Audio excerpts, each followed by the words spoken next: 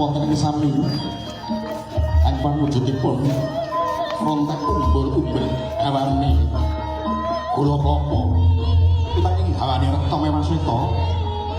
hanenge pangastawaning para sepuh sadurunge sami rawuh tinuntun areh ing bener wedi marang kanesan uhung bangun turut sumendi mring taniwaning Gusti ingkang maha suci